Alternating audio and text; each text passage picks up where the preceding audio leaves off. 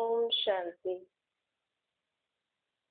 आज मीठे मीठे श्री बाबा ब्रह्मा के तन द्वारा कहते हैं, मीठे मीठे बच्चे, बेहद का बाप है बेहद के बच्चों को अब अच्छे अच्छे पॉइंट सुनाते रहते हैं। बाबा कहते हैं, एक गीत है ना, मरना तेरी गली में। अब गीत मतलब कि तेरी गली में मर जाए, पर बाबा कहते हैं शरीर से नहीं मरना है, अपने पुराने संस्कार, स्वभाव, स्मृतियां, इनसे मरना है। अपने देह भान को भूल कर देही अभिमानी स्थिति में स्थित हो। बाबा जैसा हमें सब ज्ञान गुण शक्तियां दे रहे हैं, उनको स्मृति में रखकर जीना। ये जिससे पुराने से मर गए, नए से जी रहे हैं, नया जीवन मिला है, इसको कहते हैं जीते जी मरना। लोग तो कहते हैं आपसे मिलने के लिए हम अपने शरीर का घात करते हैं। बाबा कहते हैं मेरे से मिलना है तो जीते जी मरो। जीते जी देह की संबंध, स्वभाव, संस्कार, स्मृतियां, इनको भूल मुझे निराकार रूप में याद करो। और मैं जैसे कह रहा हूँ जीवन में चलो, मैं कुछ छोड़ने को नहीं कह रहा हूँ। हालांकि मैं तुम्हें ये भी नहीं कहता कि सन्यासी बन के घर बार छोड़ो, नहीं, तुम्हें उन सब संबंधियों से भी संबंध निभाना है, सब चीजें भी यूज करनी है जो तुम्हारे पास है, लेकिन अब नए थॉट से, नए विचारों से। देह के संबंधियों को आत्मिक संबंध में स्मृति रख के यूज करो, उनसे तोड़ निभाओ। वो सब जैसे तो बाबा के बच्चे हैं, चीजें भी बाबा की हैं। अब इस स्मृति से अपना नया जीवन जियो। काशी में बलि चढ़ते हैं, वह तो शरीर को खत्म कर देते हैं, वह कोई ज्ञान और योग आदि थोड़ी सीखते हैं। यहाँ तो बाबा हमें जीते जी बाप का बनना सिखाते हैं। ज्ञान सुनने के लिए जीते जी देह सहित सब बंधन तोड़ अपने को आत्मा समझना है। बाप अभी आत्माओं से बात करते हैं ना बच्चे, अभी ये पुरानी दुनिया है, पुराना शरीर, सब कुछ मेरे हवाले कर दो बस। हम तो बाबा के बन गए। तुम जीते जी कह रहे हो ना हम शिव बाबा के हैं। हम अभी वानप्रस्थी प्रैक्टिकल में हैं। वह वानप्रस्थी घर छोड़ जाकर हरिद्वार में बैठते हैं, फिर भी इस मृत्यु लोक में जन्म लेते हैं ना। हम अभी वानप्रस्थी कैसे हुए? क्योंकि अब हम इस शरीर में रहते हुए आत्म अभिमानी का स्थिति का अभ्यास करते हुए कार्य कर रहे हैं। तो जितना जितना हमारी आत्म अभिमानी स्थिति बढ़ती जाएगी ना, उतना उतना हमारा वाणी से आप ही हम परे होते जाएंगे। हम बिना बात किए लोगों के हाव भाव समझते जाएंगे, उनके हिसाब से उनकी दिलपसंद बातें कार्य करते रहेंगे। वानप्रस्थी अर्थात वाणी से परे जाना। तो बाबा कहते हैं तुम तो यहाँ आत्म अभिमानी स्थिति का अभ्यास करते हो, तो जैसे तो वानप्रस्थी हुए ना, घर बैठे भी हम वानप्रस्थी हैं। अब इस मृत्यु लोक कलयुग के अंत में हम सभी आत्माओं का अंतिम जन्म है। अभी बाप समझाते हैं, देखो जैसे जब किसी को पता लग जाता है ना बस बुढ़ापा आ गया, आप शरीर छोड़ने वाले हैं, तो वो बुढ़ापे में ना आप ही भगवान का नाम लेना शुरू कर देते हैं, दुनिया से थोड़ा डिटैच होकर। जैसे तो अपने अगले जन्मों की, अगले जन्म की और इस जन्म के पाप धो रहे हैं और अगले जन्म के लिए जमा कर रहे हैं। वो पीरियड अक्सर जो बुढ़ापा मिलता है ना लोगों को, वो इसलिए मिलता है। पहले जो कायदा था कि अपने बच्चों को तो बड़ा कर दिया, शादी वादी हो गई। अब बुढ़ापे में लोगों का अगर जीने को मिल रहा है तो उनका मेन पर्पस बाबा कहते यही होता है, भाई इस जन्म में हमसे जो पाप हुए वो हम भगवान को याद करके क्षमा मांगे और अगले जन्म के लिए जमा करें। कायदे से इसलिए बुढ़ापा होता है। लेकिन आजकल तो बुढ़ापे में लोग गृहस्थी की बातों में फंसे रहते हैं। ठीक है, आप गृहस्थी में भी रह रहे हो, लेकिन अब हमें उनकी बातों में नहीं जाना चाहिए। पर बाबा कहते हैं इस समय तो सभी बूढ़े हैं, शरीर से नहीं। सभी की आत्मा बूढ़ी हो गई है ना, थक गई है। सभी की आत्माओं में पाप कर्मों का बोझा चढ़ा हुआ है। तो इस समय जैसे तो परमात्मा कहते हैं चाहे छोटा है चाहे बड़ा, सबको मुझे याद करके अपने पाप धोने हैं और अगले 21 जन्मों के लिए जमा करने। अब जो अपने इस समय को पहचान रहे हैं, भाई दुनिया में जो समय चल रहा है कलयुग का अंत है, अंत तो सभी के लिए ना। ऐसे थोड़ी जो बच्चे हैं जिनका शरीर बच्चों का है वो नहीं जाएंगे, नहीं सभी आत्माएं जाएंगी। आज बच्चे बड़ों से ज्यादा दुखी परेशान है क्योंकि आत्मा में कर्मों का बोझा तो है ना। तो बाबा कहते हैं अब इस मृत्यु लोक कलयुग का अंतिम जन्म है, तो अब समय है सभी को अपने को आत्मा समझ के बाप को याद करके अपने पापों से मुक्त होना और अगले जन्म के लिए अगले चक्कर में जाने के लिए कमाई जमा कर। अब जो बच्चे ये समझ गए हैं वो तो कर रहे हैं, जो नहीं समझे हैं वो अभी तक अपना समय व्यस्त बर्बाद कर रहे हैं ना। अब मृत्यु लोक कलयुग दुनिया मुर्दाबाद होने वाली है, अमर लोक सत्य की दुनिया जिंदाबाद होने वाली है। इसलिए बाप कहते हैं रहो भले ग्रस्त व्यवहार में, सिर्फ देह सहित जो कुछ तुम्हारा है ना अब उससे ममत्व मिटा दो। भाई जो भी, चलो जो लोग अभी बुढ़ापे में हैं उनके लिए तो सहज है ना। बच्चों के जो लोग ऐसे पढ़ाई वढ़ाई कर रहे हैं उनसे छूट गए हैं। बाकी जो अभी तक गृहस्थी में धंधा दूरी कर रहे हैं वो भी फिर बाबा का समझ के सब करें, अपना ममत्व मिटाते जाएं। बाबा का कहने का मतलब ये है, बाबा को छोड़ने को नहीं कह रहे हैं, सब कह रहे हैं सब मुझे देके कार्य मेल करो। भाई अगर आप धंधा भी कर रहे हो तो ये नहीं सोचो कि मेरी दुकान, मेरा ऑफिस, मेरा फलाना फलाना, नहीं। बाबा की दुकान खोलनी है, बाबा का धंधा करना है, बाबा के ऑफिस जाना है, ऐसे करना है। तो जब बीच बीच में बाबा याद आएगा ना तो आप ही हमें हल्कापन मिल जाएगा और शक्ति मिलती है। फिर आप गृहस्थी भी आराम से संभाल सकते हो क्योंकि इस बाबा की गृहस्थी है ना, और जिम्मेवारी से अच्छे से एक्टिव से संभालो। अब सबसे ममत्व मिटाओ। समझो हम सब कुछ शिव बाबा को देते हैं, सब कुछ शिव बाबा का ही है। फिर शिव बाबा कहते हैं अच्छा मुझे दे दिया, मैं तो नहीं संभालूंगा, तुम ट्रस्टी होके संभालो, मेरे से राय लेते रहो क्योंकि मेरे पास तो शरीर नहीं है ना। समझो शिव बाबा की भंडारी से हम अपना शरीर निर्वाह करते। आपके घर में जो धन आता है, जहाँ भी आप रखते हो उसको ऐसे समझो ये शिव बाबा की भंडारी है। तो शिव बाबा के भंडारी से हम पैसा भी निकालेंगे ना, तो हम किसी गलत काम के लिए पैसा निकाल ही नहीं सकते। गलत काम मतलब व्यर्थ काम के लिए, और बहुत ही अच्छे से कार्यों के लिए हम निकालेंगे। अज्ञान काल में भी कहते हैं ना सब कुछ परमात्मा का है, परमात्मा का ही दिया हुआ है। फिर कोई बच्चा मर जाता है तो रो लेते थे। अब बाप कहते हैं पुरानी चीज की याद भूल जाओ, एक बाप को याद करो। जो बाप हमें नई दुनिया के लिए नया राज्य भाग्य देते हैं, घर गृहस्थ में रहते हुए समझो ये सब कुछ तो शिव बाबा का है ना। समझो कोई कांच का ग्लास टूट गया, आपका बहुत मन पसंद था, तो आपको अगर दिल में दुख हो रहा है, उसकी याद भी आ रही है, लेकिन उसको मेरा नहीं समझो। शिव बाबा आपका कांच का ग्लास टूट गया, सॉरी, बस खत्म कर दो। हम श्रीमत पे चलते हैं ना, कहेंगे बाबा हम मोटर ले रहे। कई बार बच्चे बाबा से ऐसे बातें करते हैं ना, जो बच्चे बाबा को अपना पक्का मान के चलते हैं ना, वैसे बाबा से अंदर ही अंदर बाबा से बातें करते हैं।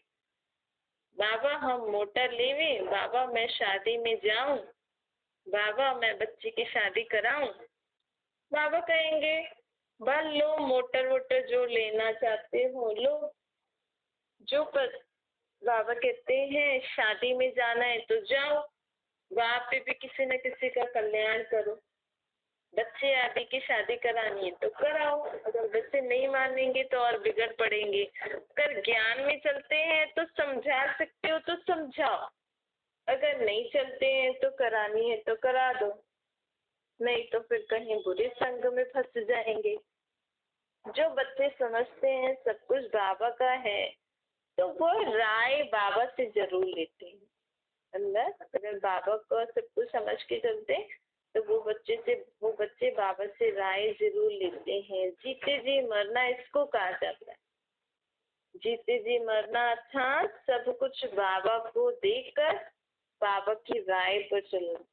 तो हम जैसे तो हमारा नया जीवन हो गया, अब नए माता पिता हो गए ना। भक्ति मार्ग में शिव बाबा के आगे बलि चढ़ते थे परंतु ज्ञान नहीं था। यहाँ तो अर्थ सहित हम बलि चढ़े हैं ना, बलि चढ़ना था सब कुछ बाबा को देना। यहाँ तो परम पिता परमात्मा बैठ ज्ञान सुनाते, कितना सहज रीति 21 जन्मों के लिए बाबा हमें वर्षा दे रहे हैं। बाबा कहते हैं मैं कब आया था ये कोई नहीं जानते हैं।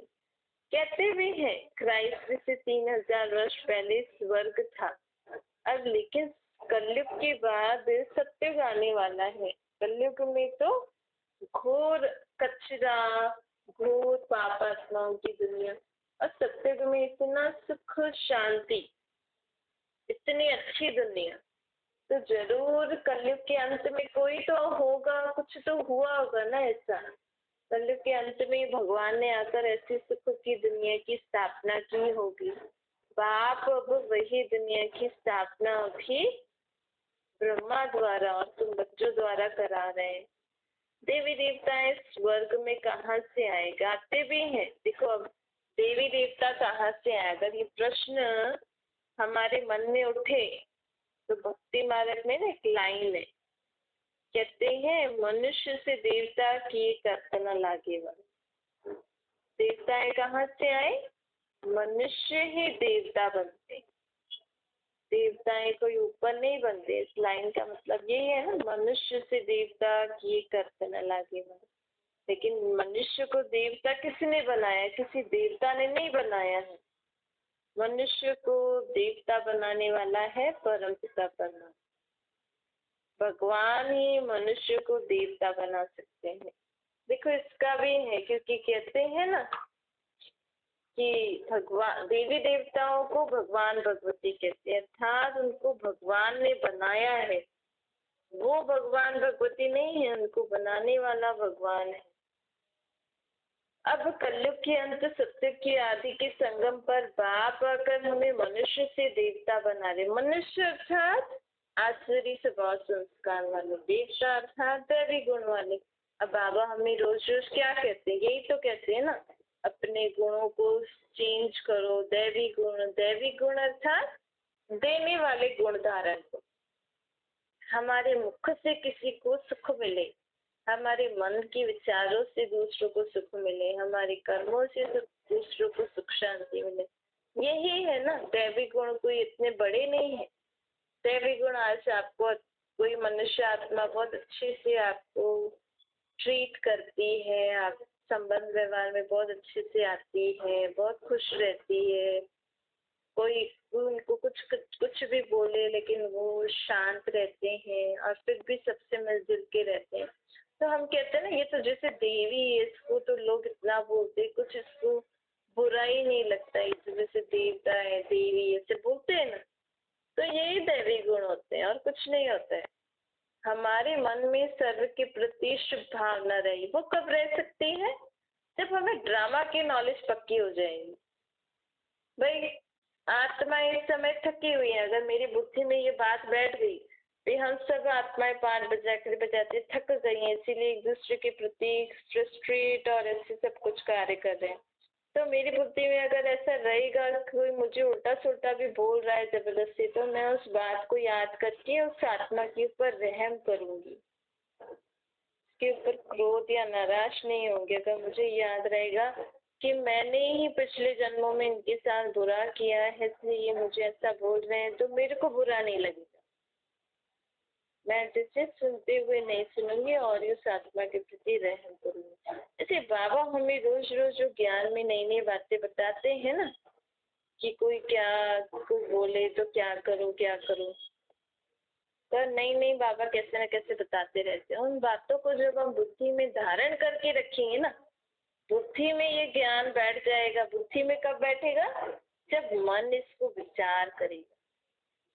अगर हम बाबा का ज्ञान सुन के उसको विचार ही नहीं करेंगे, मन में विचार जाएगा ही नहीं, तो बुद्धि में कहाँ जाएगा? पहले मन विचार करता है फिर ही तो बुद्धि में जाता है ना। तो विचार करते करते बुद्धि में बिठाओ तो फिर हमें समय पर बात याद आएगी और हम दैवी गुण संपन्न बन जाएंगे। अब बाबा कहते हैं मैं तुम्हें मनुष्य से देवता बनाने आया हूँ। देखो कितने ढेर बच्चे पढ़ रहे हैं, इसमें अंधश्रद्धा की तो बात ही नहीं है। अब तो कितने बच्चे बाबा के बन गए हैं, पहले तो फिर भी थोड़े थे, अब तो बाबा कहते हैं हर जगह बाबा के, हर देश में बाबा के बहुत बच्चे बन गए। क्योंकि धीरे धीरे सबको पता तो लगना ही है ना, ये दूसरे सत्संगों के जैसा सत्संग नहीं है। भले आप इसको सत्संग भी कहो, क्योंकि यहाँ परमात्मा सच्चे का संग हमें मिलता है, तो उस रीति से ये सत्संग भी हो गया। लेकिन ये दुनिया में जो सत्संग चलते हैं ना उनसे अलग है। यहाँ दूसरे सत्संगों में आपको जो भी सत्संग सुनाएंगी वो ऐसे थोड़ी कहेंगे। ऐसे कहा आपको किसी ने? कहते हैं कि आप जो मैं सुना रहा हूँ अच्छे से पढ़ो तो आप सत्संग में जाके देवता बन जाओगे, आप मुझे अच्छे से याद करो तो मैं आपके पापों का बोझा कम कर दूंगा। ऐसे आपके गुरु बोलते हैं जो भी आप सत्संग में अगर जाते हो कहीं।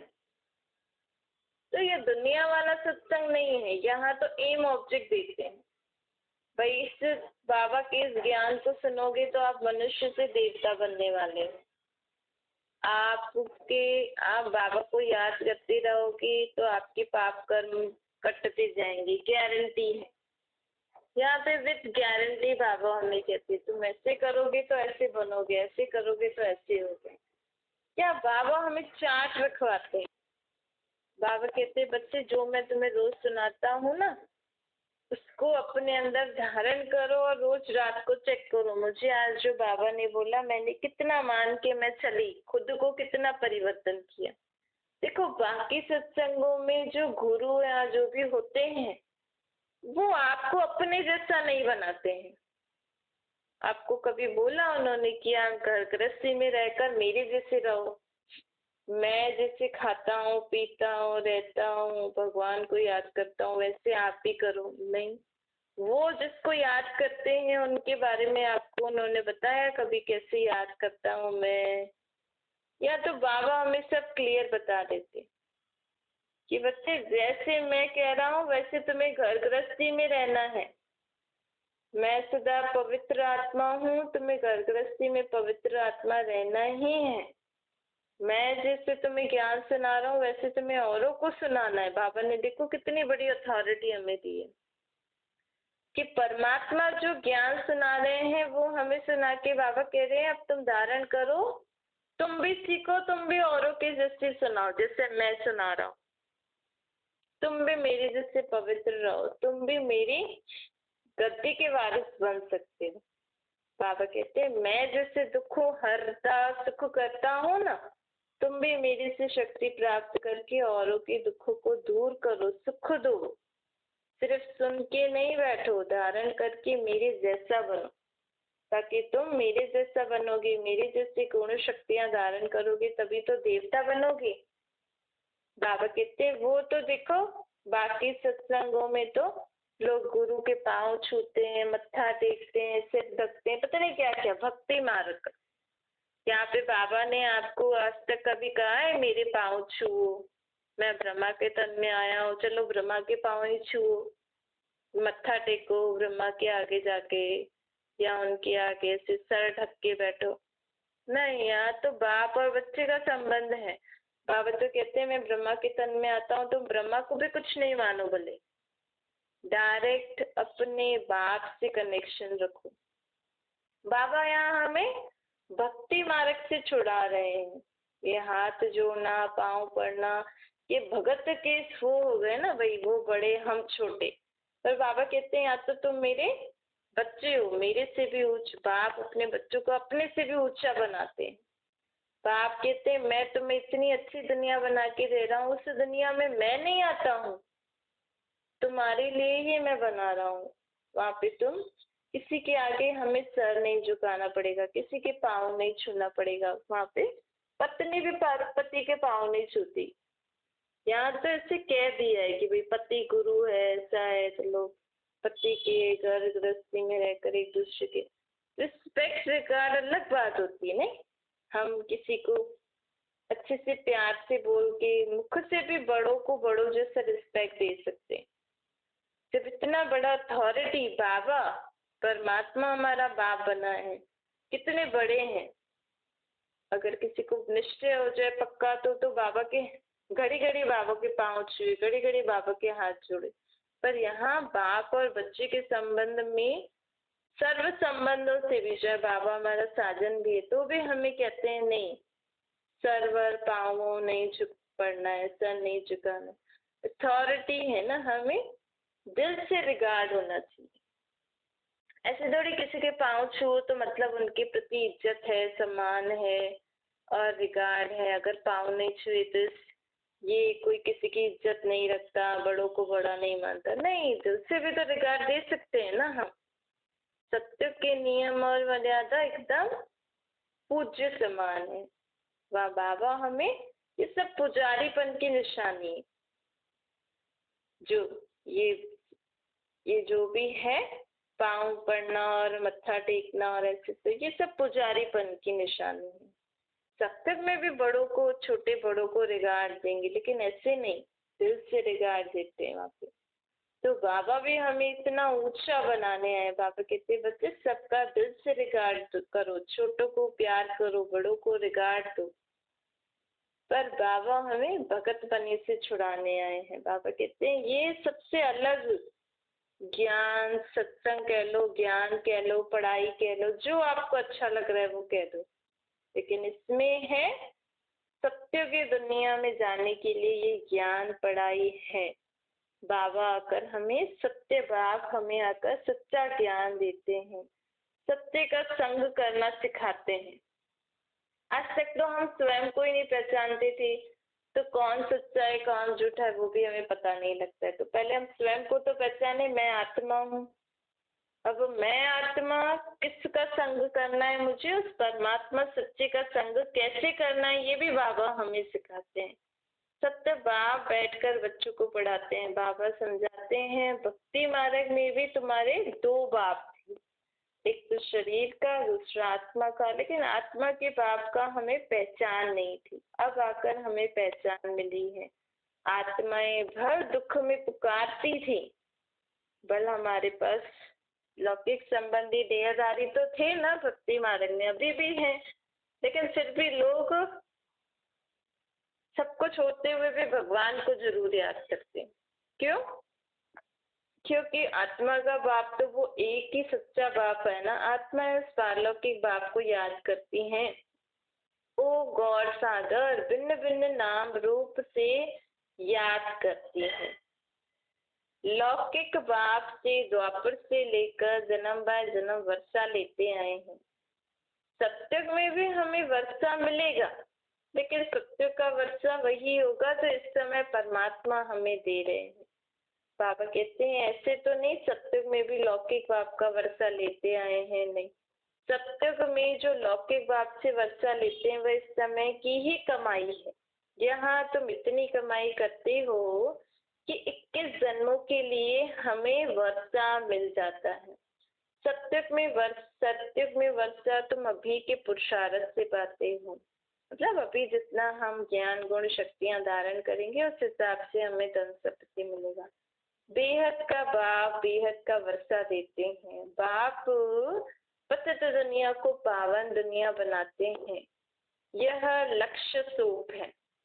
बाबा कहते हैं मैं लक्ष्य स्वरूप हूँ। लक्ष्य स्वरूप होता है ना, बाबा कहते हैं मैं लक्ष्य स्वरूप हूँ। कड़ी कड़ी मुझे याद करोगे ना तो तुम्हारी आत्मा एकदम साफ शुद्ध पवित्र बन जाएगी। जैसे लोग शरीर को गोरा करने कहते हैं ना, लक्ष्य स्वरूप अच्छा है उससे मिट्टी निकल जाएगी, ऐसे ही बाबा भी कहते हैं मैं भी लक्ष्य स्वरूप हूँ, मुझे याद करो तो तुम्हारी आत्मा शुद्ध पवित्र होती जाएगी। बात कहते हैं अपने को शरीर ही समझो, तुम आत्माएं है ना, इन कानों से ये ज्ञान सुन रही हो। सत्य त्रेता का 21 जन्मों का वर्षा अभी मैं तुम्हें दे रहा हूँ। बाबा कहते हैं याद बल तुम द्वापर से मुझे ही करती थी, आत्मा याद करती थी, कहती थी मेरा शरीर लौकिक बाप ने दिया है। अब हमें समझ मिली है ना, अब हम कहते हैं मेरा शरीर ये तो शारीरिक माँ बाप ने दिया है, पर मुझे आत्मा का बाप तो आप हो। लेकिन परमात्मा बाप की पहचान हमें किससे मिली? हमें ब्रह्मा बाबा के थ्रू परमात्मा बाप की पहचान मिल रही है ना। तो हम बाबा कहते हैं ये ब्रह्मा जैसे तो तुम्हारा तीसरा बाप हो गया, ये है अलौकिक बाप। क्योंकि फादर ऑफ ह्यूमैनिटी कहते हैं ना, मनुष्यों जैसे निराकार का बाप परमात्मा, इस शरीर का जन्म देने वाला वो बाप अलग। लेकिन जो कहते हैं ना इस दुनिया में पहला पहला पुरुष कौन था, वो ब्रह्मा थे। तो एक तरीके से ब्रह्मा भी हमारे तीसरे बाप हैं, वो है प्रजापिता ब्रह्मा। प्रजापिता ब्रह्मा भी गाए हुए हैं। ऐसे है ना सरस्वती भी हमारी जैसे तो दूसरी माँ हो गई। तो सरस्वती माँ, अच्छा मीठी मीठी सिकली के बच्चों प्रति माता पिता बाप दादा का याद प्यार और गुड मॉर्निंग। रूहानी बाप की हम सभी रूहानी बच्चों को नमस्ते। हमारी भी रूहानी माता पिता बाप दादा को याद प्यार गुड मॉर्निंग और नमस्ते। वरदान है अपने अनादि संस्कारों को इमर्ज कर सर्व समस्याओं को पार करने वाले उड़ता पंछी बनो। आप सब अनादि रूप में हो ही उड़ने वाले। अनादि रूप कौन सा है? हमारा निराकार रूप। जब हम परम धाम में हैं तो अनादि स्वरूप में है, निराकार में। और हमारा आदि पहला हम आत्माओं का स्वरूप है देव आत्माओं का। तो बाबा कहते आप सब अनादि रूप में हो ही उड़ने वाले, लेकिन बोझ के कारण उड़ता पंछी के बजाय पिंजड़े के पंछी बन गए। वैसे तो मैं आत्मा, अगर आप कभी एकांत में अभी समय मिले मुरली की बात, तो इससे थोड़ा विचार करके देखना कि मैं निराकार आत्मा हूँ। वैसे तो निराकार आत्मा का तो सभी आत्माओं से भाई भाई का संबंध होता है ना। तो शरीर के भान को भूल के, देह के संबंधियों को भूल के, ये सब भी तो आत्माएं है ना मेरे भाई। असल में तो हम सब आत्माएं निराकार ज्योति बिंदी बाप के संग में रहते हैं ना ऊपर। यहाँ तो ऐसे हम आत्मा एक दूसरे से कितनी आत्माओं से मैंने पाठ बचाया होगा। जब ऐसी ऐसी बातें हम विचार करते हैं ना, तो हम बंधन मुक्त एकदम हल्के हो जाते हैं। और हल्केपन से आप अपना जीवन जियोगे ना, किस जो भी संबंध में आना है, तो उसमें और ही आप अच्छे से पार बचा सकते हो।